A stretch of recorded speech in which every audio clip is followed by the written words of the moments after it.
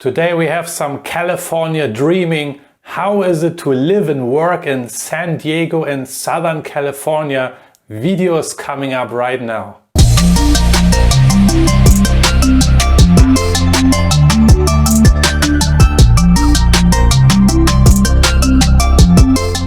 Hey, what's cooking guys? Marcel here again from Slamming It Out. Thank you for watching my video and welcome back to my mini series Living and Working Abroad. And as promised in my last video, today I'm gonna talk a bit about my time in San Diego when I worked and lived in Southern California and beautiful Southern California. If you have not watched the other video from last week, then I highly encourage you to go and watch it now, because then you also will get the context of this video here. Most of you know that I traveled to the United States, to Arizona, to Phoenix. And bottom line was, as mentioned already also in my previous video, that even though it was a very exciting and yes, an interesting time, first time in America, you know, everything is so big, so great, so exciting, like in the movies.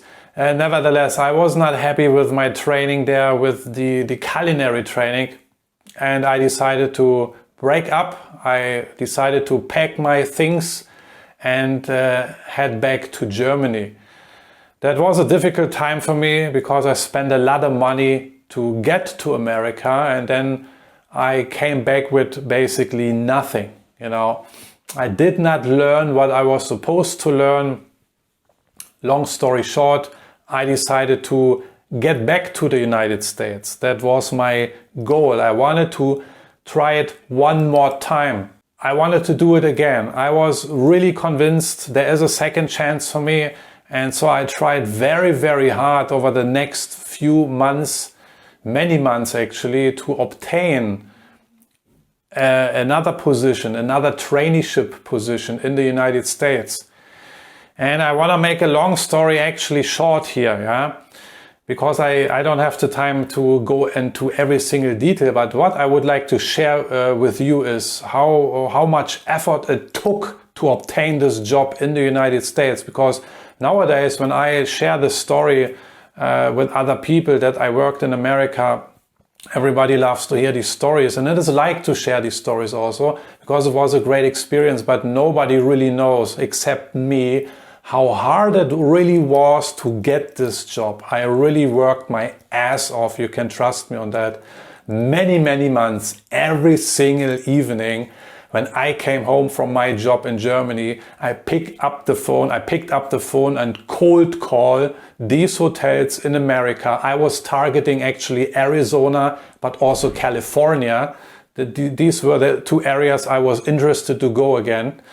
And at the time there was internet available already, but there was not so much online activity in all these hotels. I think they just started out to have an online presence. So at these times, all these major five-star brand hotels, they had these booklets, you know, a big dictionary, not a dictionary, a directory where all the hotels were listed. All hotels worldwide were listed in these booklets, the Marriott, Hilton, Hyatt, you name it. And I grabbed a few of these booklets, I had them, and every single evening I would call 2, 3, 4, 5, 6 hotels until I was fed up. Why fed up? Because all the time when I talked to the human resources department there in California, in Arizona, when I spoke to these different hotels, everybody said, no, I'm sorry, Marcel, sorry, mister, we do not offer any culinary internships. It was very frustrating, very disappointing, but I just kept going.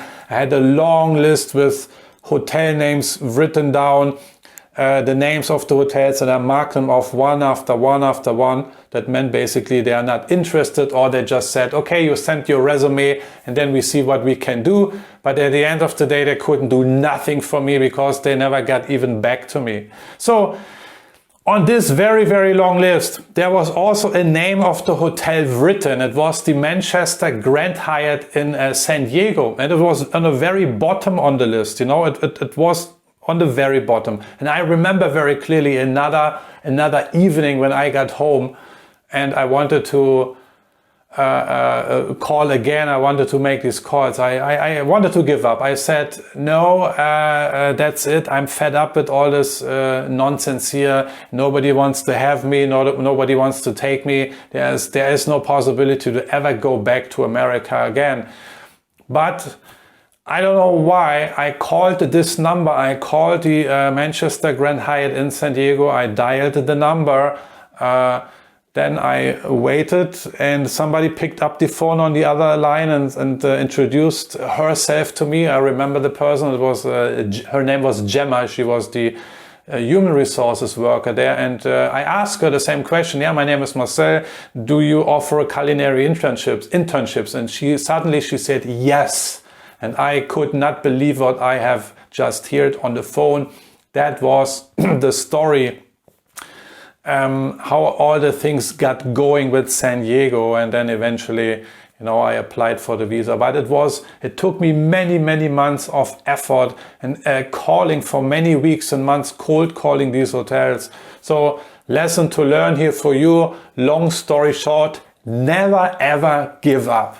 If I would have just given up, if I would really have not made this call on this evening, I would have missed one of the greatest times of my life. So finally I arrived in San Diego. It was July 2003. Yeah, it's a long time ago. It's already 17 years ago. I cannot believe it.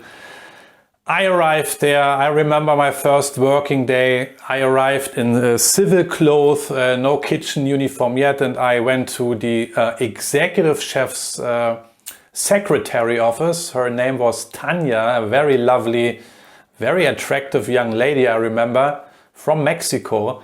And I was sitting down in her office. She asked me to sit down and wait for the chef. And then the chef came, an older gentleman. And I remember when he approached me, as soon as he approached me, he kind of started to smile. And I stood up, I greeted him, and he was very polite, very respectful. And we had a quick chat, and the chat was very easygoing. Yeah, very relaxed, and I immediately started to like the chef because I could feel we had some chemistry going. Little did I know that between me and this chef, his name actually was Larry, that between me and Chef Larry, a great and very intense relationship was to be established in the time to come.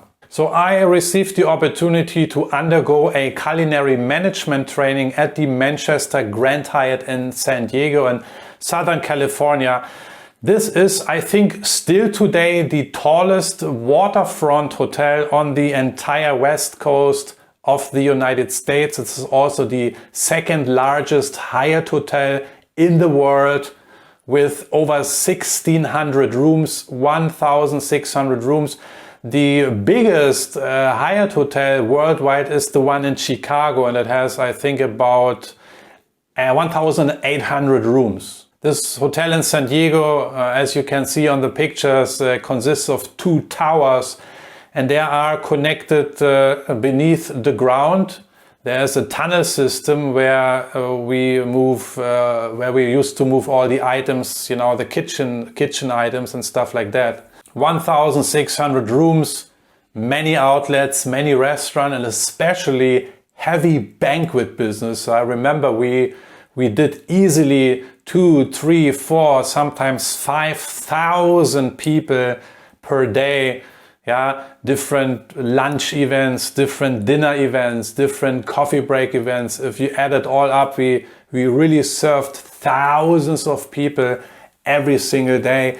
This hotel was a money-making machine. We were basically printing the money in the basement, as we say. I was still a young guy, but very motivated. And this time I really wanted to make sure that I will learn something, because remember when I was in Arizona, the whole thing didn't work out and I learned my lesson. I made sure I requested a meeting with Chef Larry. We sat down, we discussed the things. I made myself very clear to him. I told him, Chef, I asked him actually, Chef, what can I expect from you, for the next 18 months? Because I came here to learn something. I told him the story of Arizona. And he was a good guy. He picked this up and he assured me that he will take care of me, and he developed a plan, a training schedule and everything. So eventually, and this is also what I requested, I told him, chef, after 18 months, I want to be ready for my first sous chef position. A sous chef position, a sous chef is the second guy in charge in the kitchen. In absence of the executive chef, the sous chef is in charge of the kitchen. That was my goal. And he established a training plan. And eventually I ended up running through the entire kitchen sections. I worked everywhere. I worked in all the different outlets. I worked breakfast, I worked lunch, I worked dinner. I worked in the pastry kitchen. I worked in the butcher kitchen. I worked in the cold kitchen. I worked in the banquet kitchen, in the room service kitchen. I worked in the daily kitchen. We did a lot of outside caterings. I even requested to work in the sales and marketing department. And Chef Larry was so sweet and great because he allowed me to do it. And then eventually I was running around in suit and tie, and everybody was making jokes of me because they were only used to see me in chef clothes. And suddenly I was running around like a, I don't know, like a general manager. But I worked in the sales and marketing department. I also worked in the purchasing department, in the storeroom. I even worked in the stewarding department. I wanted to see how the stewarding department is operating. The stewarding department, you can imagine, in such a big hotel, is a massive operation. People constantly are running around with we used radios actually and little buttons in our ears because this is the way we were communicating. Yeah, like you see in the movies, the police is communicating because there were two towers, you know, and we had telephones, yes, but using radios was much more efficient. And in the stewarding department, the same thing. The managers, they communicated through radio. And by running through all these different sections and by working in all these different departments, I really got a much better and much bigger picture about not only kitchen operation, but also service operation and eventually the entire hotel operation, what it really means to run a hotel. This is what I learned in 18 months.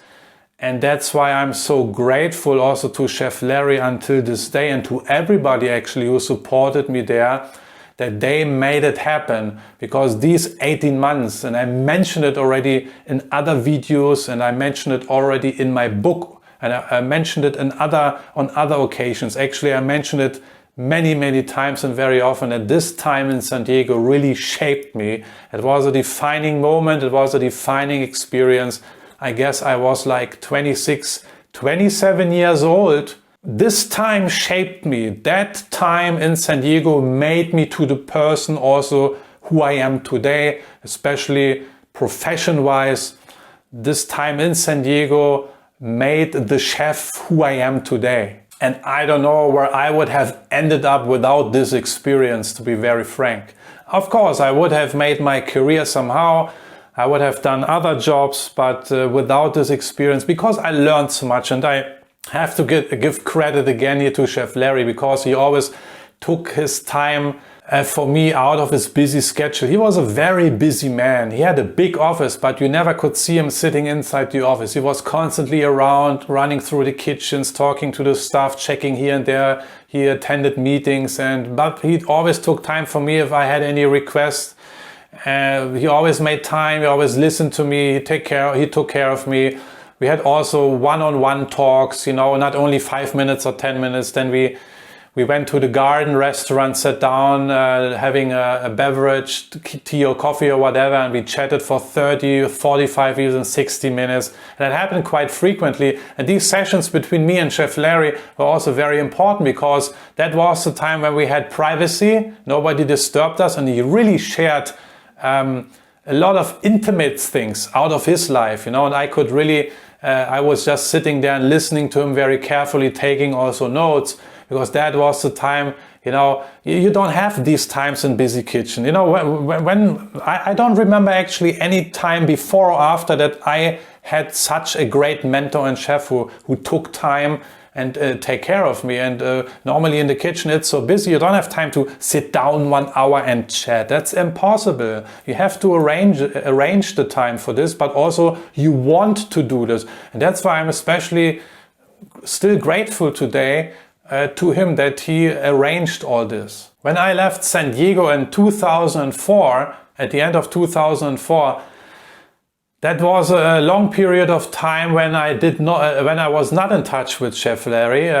Only later, I think only just like 3-4 years ago, I looked him up on social media. I found him. I got back in touch with him, and we exchanged very interesting emails. Not only how are you and how are things going. Of course, you asked us also. But we had very, very deep conversations via email, like in the old times, very philosophical, you know, about human nature, about leadership, or about personal development. So I really enjoyed these conversations. They were so deep. And again, you know, these were very, very long emails, not only 2 sentences. And I decided, you know what, Marcel, I have to see this guy again. I have to visit Chef Larry again. I have to travel to the United States, and I want to see him again, because he was not the youngest at the time. So 2 years ago it happened. I traveled back to California and I met Chef Larry again.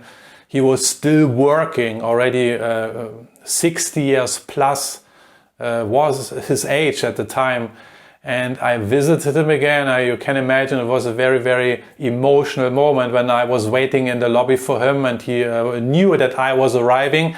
He was so sweet to arrange a room for me at the Hyatt Regency in Indian Wells. Actually, at the time he was working there 2 years ago as an executive chef. So our first encounter after so many years was very emotional, but he was the same guy like I remember him, always active, always walking around, always walking his talk.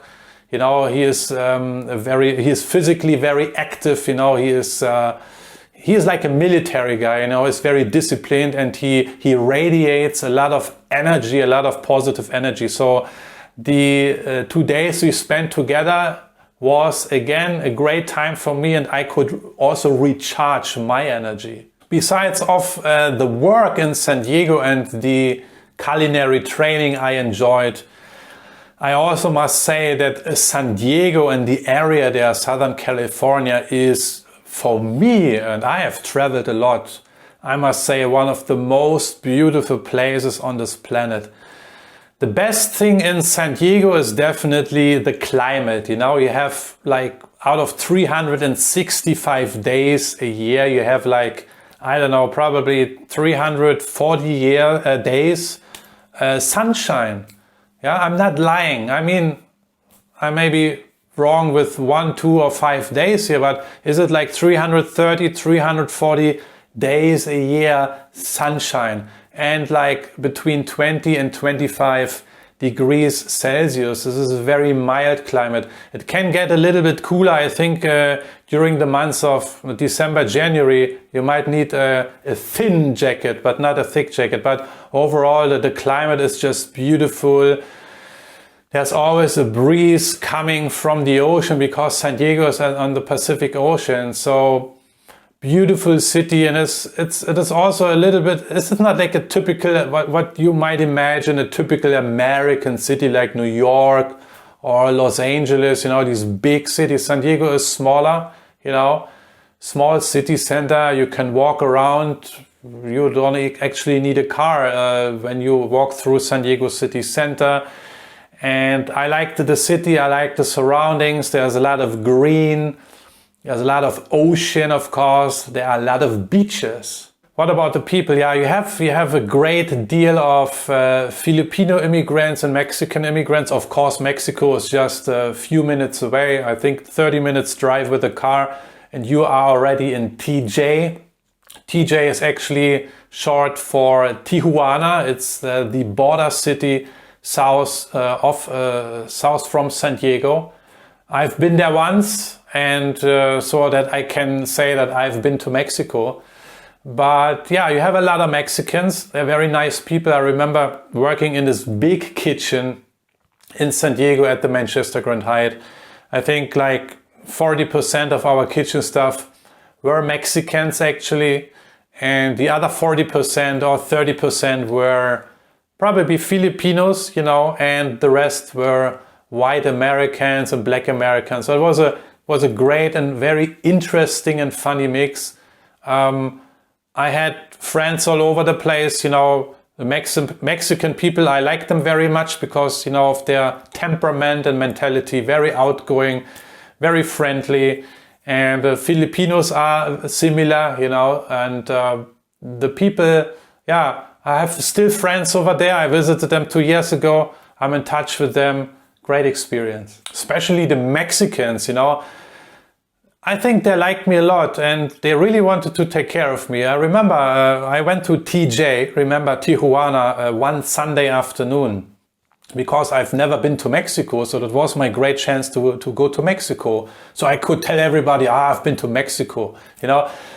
To be honest, TJ is not such an exciting city. There's not much to see. It's just a big city, you know. There's obviously also at that time, unfortunately, a lot of crime going on and there was not much to see. I remember I just was walking around a little bit and actually I was disappointed, sorry to say. And I headed back for the States, went back to the border. And then the next morning, you know, I went back to the kitchen and then I think at the time I was working in a pastry shop and also in the pastry kitchen. We had, our pastry chef was Mexican and they all asked me, hey, what have you been doing on the weekend? What did you do on the weekend? I said, I've been to TJ. And they asked, alone? And I said, yeah, of course alone, you know. What's the problem? And they got really mad at me, the Mexicans, because hey, they said, Marcel, are you crazy to go all by yourself to TJ? And I said, why? What's the problem? I always travel by myself. They said, no, you cannot do this. You know, it's a very dangerous place. You have to be very careful. I mean, yeah, I've seen that place and I've seen it with my own eyes. I could see that it is not the safest place. That's why probably I also headed back, you know, but anyway, nothing happened to me. But they were really scared, you know, when I shared the story and I said, Marcel, the next time wherever you go, we bring you there. When you want to go to TJ, we all go with you, we protect you, we're gonna take care of you. And that was very funny actually and very sweet because these Mexicans, you know, when they say it, they really actually mean it. And actually, I never asked him to join me or to accompany me. But if I would have asked him, if I would have asked Jorge or Luis or Francisco, I'm going to go to TJ tomorrow, would you mind to joining me? They would have said yes, they would escorted me, you know, like, and probably also, yeah, a little bit proud also because it's for some of the guys, it's their hometown, so they're showing me around. This is like you do, you know, when you show around tourists, you know, you know the place, you're showing them around. So really, these Mexican people have great memories. So I made great progress with my culinary training in San Diego. I was rotating, as mentioned already, through all the kitchen sections. And then it was coming to December 2004, and that was the time when I knew my contract was finished. You know, my visa was finished, 18 months were over. I think in October, Chef Larry then came to me 2 months prior to my departure from San Diego. He said, Marcel, we discussed a few things, you know, and he said, Marcel, what do you think about the idea to put you in charge of the pastry kitchen? I said, or I asked him, are you serious, chef? And he said, yes, I need somebody in charge because our Mexican pastry chef is going to go on extended vacation. And of course I actually was shocked, you know, that he offered me that because that he had so much trust in me. I was like, 27 years old. And he offered me to become a pastry sous chef for the remaining 2 months of my time there. And it was of course a great honor for me and of course a great piece of trust he put into me. And I wanted to, of course, to prove him that I was the right candidate. And yeah, for the remaining 2 months, he put me in charge of this pastry kitchen, a big, huge pastry shop, catering and preparing food for 1,600 guest rooms, including all the thousands and thousands of people we served for lunch, coffee break and dinner. On my last working day, I will never forget this, really seriously, on my last working day, my last working day was the busiest of all days I have ever experienced in my entire 27-year career. This is what happened, you know, my last working day. We had, I think, over 5,000 people to feed all together for lunch and dinner. We started very early already with dishing up. We pre-plated actually the desserts, you know. I remember this day very clearly because I was in charge. I had to do the coordination with the staff. I had to coordinate the team. I actually had to split our pastry team into two because one team needed to be in tower number 1 and team 2 needed to be in tower number 2. We had to split because otherwise we wouldn't have managed to plate all the different desserts. You know, when you plate, we pre-plated these desserts, you know, there was no other way. That means we started already, like, let's say 6 o'clock in the morning with pre-plating 2,000 desserts, and it takes some time. You know, you plate them up, after 2-3 hours you're finished, you put it on jack stacks. These are trolleys where you can put on the plates and then they go into the refrigerator. So, you know, when you plate thousands and thousands of desserts, and not only that, you also have other things to do. You know, plating these thousands of desserts was one thing, then you have other things to do in the pastry kitchen as well. So I remember this. And that was my last working day. It couldn't have been better.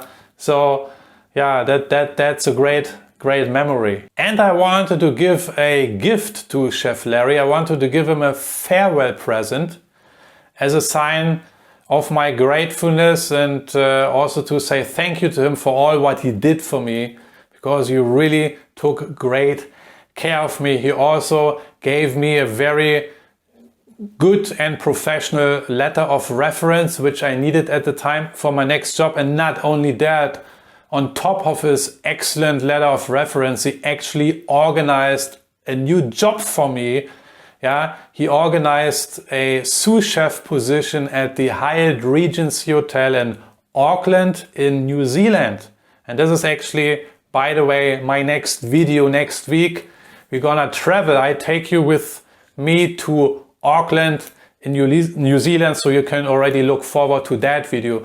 But yeah, that's what Chef Larry did for me. And then now maybe you can understand why I am so grateful to this guy. No other chef before or after has done these kind of things. He organized the job for me, and I don't know how he did it, how he managed this, but he managed to obtain this sous chef position for me, and that's what I wanted. Remember, my goal was, after 18 months of training in San Diego, I wanted to be ready to become a sous chef. Done deal. And I was a really happy guy when I left San Diego. But before I left, I wanted to give him something. So I was thinking, what could I give him? And I knew his office, a big fat office in the middle of the kitchen. And he had a lot of books in his office, you know, a big bookshelf there with like literally hundreds of mostly cookbooks, you know. So I got the idea that I'm gonna buy him a cookbook, you know. This is something nice, you know, it makes sense, also something useful. So I went to the bookstore in San Diego and I were looking for some appropriate books, and there was, I think, a book about German cooking, German cuisine.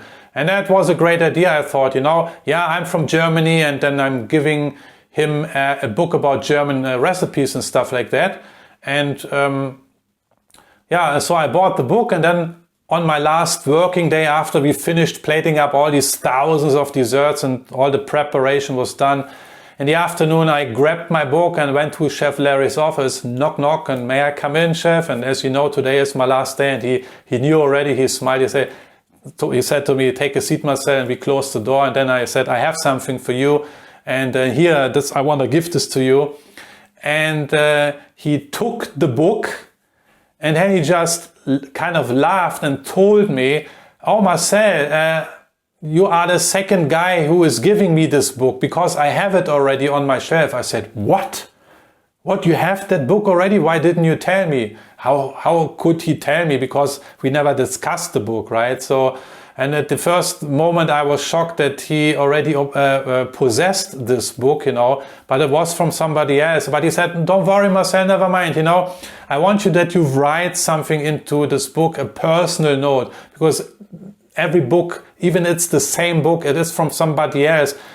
But it is if you write something personal, it still remains something personal, and I will always look at the book and will be thinking of you. And I wrote something inside. I don't remember what I wrote, probably thank you very much for everything. And we had a little chat, and then off I went. And that was my experience in San Diego and Southern California. But of course, I have actually much more to share about my time in San Diego because I stayed there for 1.5 years. If you want to know more about this experience in Southern California, then I highly encourage you to read my book, Slamming It Out. It is available on Amazon and Kindle. All my stories are in this book, plus useful tips, tricks, and other tools if you want to become a better and more professional chef. Also, don't forget to check out my newly released online course on Udemy, Leadership Skills, how to become a powerful team leader. The link is in the description. So if you are a team leader, if it happens that you are leading small, medium or large size teams, preferably in the kitchen, then I highly recommend that you check out this course. And also check out my website, marcelr.com,